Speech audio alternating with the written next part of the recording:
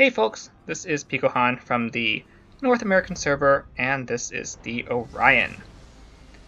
I want to do a short series on the low and mid-tier British battleships, as I haven't really seen any content that wasn't made before the release, while the ships were still being quote-unquote previewed. So this is the Tier 4 Orion. We are on the map Solomon Islands, and a shout out to my division, QQ Moore, in the Kaiser. The Orion is widely considered super OP because it's hard to citadel and it has this ridiculous HE spam. The main downside is that it's really quite slow, and you'll see that in this game, both of those aspects. We spawned, honestly, toward the middle of the map, and I want to go toward the northeast side, and you're going to see that it takes forever before I can actually get any damage in. The enemy team, though, since it's a standard battle, they actually play pretty smart, and they try to let our ships push into them, which, unfortunately, this is why people don't like standard battle, because you can be conservative. So they're going to hang around north of the large northeast island, and we're not going to be able to attack them for quite a while.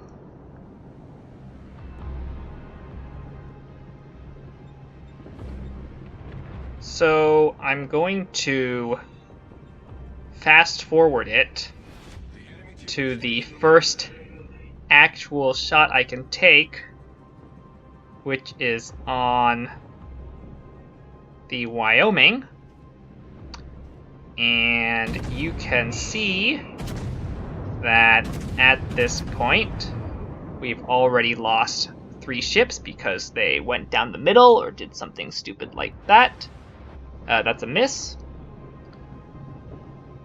But here you will soon see the ridiculous HE that makes this ship infamous. As usual, in any ship, what you want to do is try to get in a position where their team is largely blocked from shooting at you and you can shoot at one of them. So in this case, shooting through the gap, I can only engage the Kaiser, and only the Kaiser can engage me. And then, as he goes behind the island, it's now the Wyoming.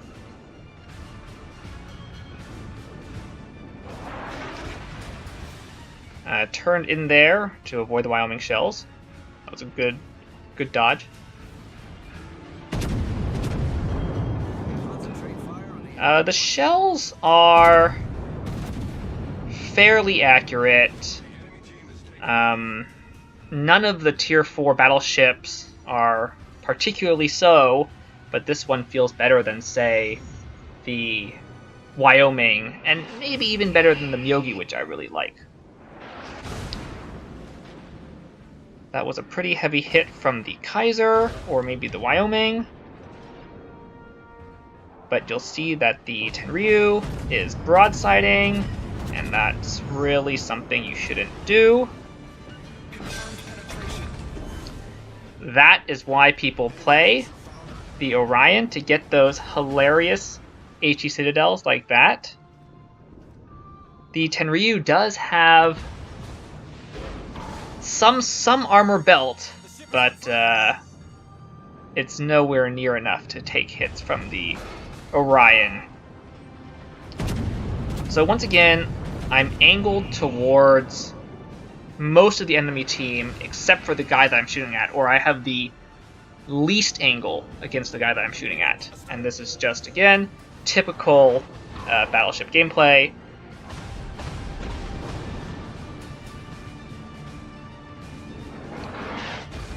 I am trying to go after the cruisers that are the most easy to delete.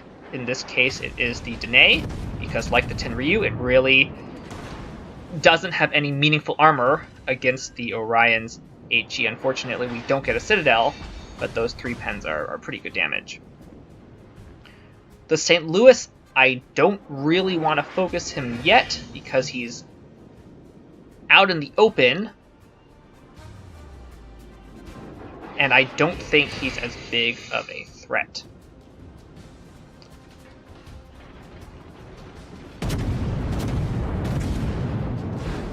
Couldn't tell which direction the Danae was trying to move, so I spread that shot out a little bit. Unfortunately, due to the fast acceleration of the British cruisers, he was able to escape.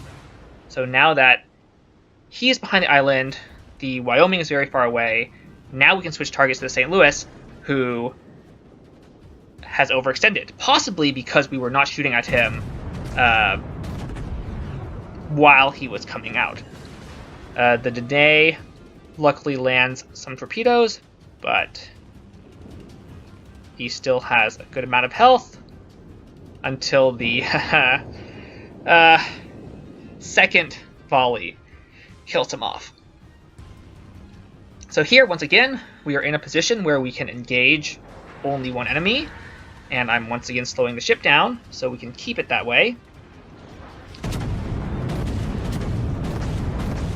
Once again, it was unclear as to what the Kaiser wanted to do, so I tried to spread out the shots along the length of the ship, and this time we actually got some decent damage, even though we didn't get any fires or anything.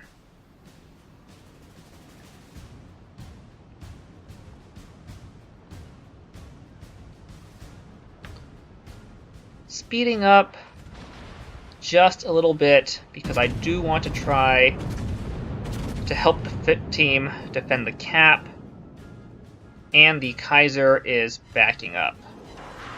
There's a fire. Since I varied the speed a little bit, you saw the Kaiser missed. If I was a really good player, I could be constantly varying the speed, but it's not that easy. You can see here that we are down by 4 ships, and this is kind of where the carry potential of at least this British battleship comes in, because it's hard to delete and you can do a lot of good damage over time. The problem is because a lot of your damage depends on dots, it takes you a long time to work up that damage, even though if you are given that time, it's easier for you to do that damage than other ships. The Danae made a mistake, he was punished for it, and hopefully we can delete him before he goes back behind his island. Yeah, goodbye. Enemy cruiser destroyed.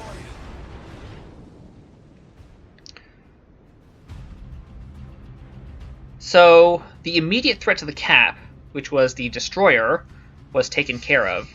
So, I'm trying to turn the ship around so I can engage the guy who's coming down the middle, but also start pushing back up the flank. Since we are up in points, the enemy theoretically could just run away, and I would like to address that if it happens.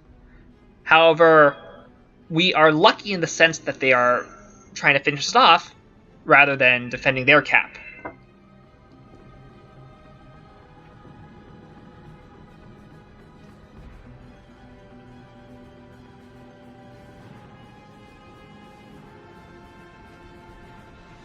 So I'm just trying to pick the target here. I wanted to shoot the Kawachi, but it seemed like he was going to be behind the island longer than this Arkansas. So I went for the Arkansas. Once again, I'm trying to keep the ship, if not only in the line of fire of one enemy ship, at least angled towards everybody else. In this case, I'm angled toward the Kaiser and working on the Arkansas. Since the Kawachi is actually coming out,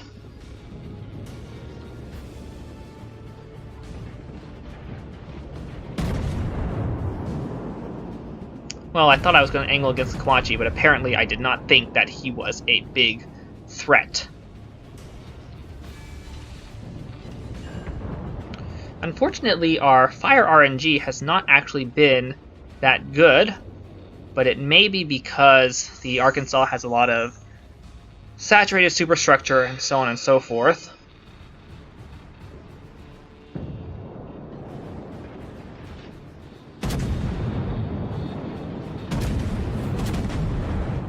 Or he's already on fire. I'm maintaining this heading because as the Arkansas, well, now the Orion, move forward, I will be more angled in relationship to them, and it's the same for the Kaiser behind there.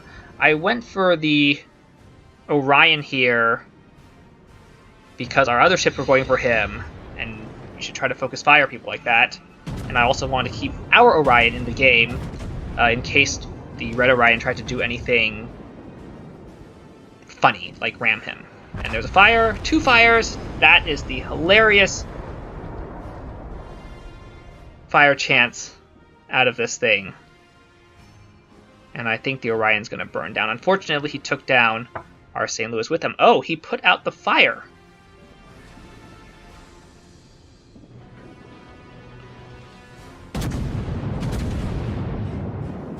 But our Orion takes him out.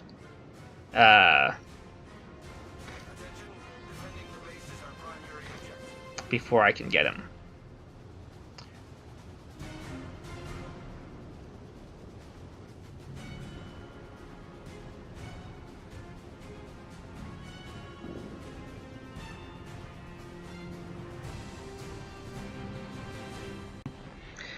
And so now it's just the Kaiser and the other Wyoming.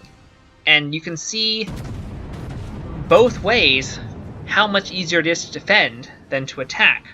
At the beginning of the game, when we were trying to push into them, we got down 4 ships or whatever. And at the very end, when they tried to push into us, we made up that difference. And now we are probably going to take the win here without too much doubt, since we have a 3v1 against the Kaiser, and the Wyoming's not anywhere near in a position to reinforce his teammates.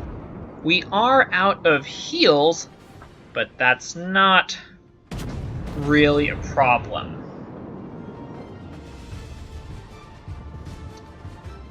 And so here now you can see with the ribbons, we have 38 plus 3, 41 shell hits with 12 fires. So that's basically 1 fire for every 4 shell hits.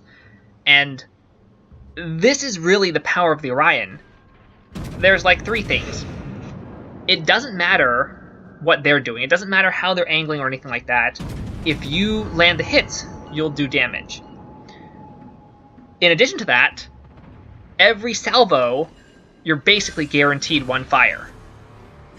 And in addition to that, you basically can't take citadels, even though your armor is otherwise mediocre. So if you broadside to a 10-gun Koenig or whatever, it will do a lot of penetrating damage.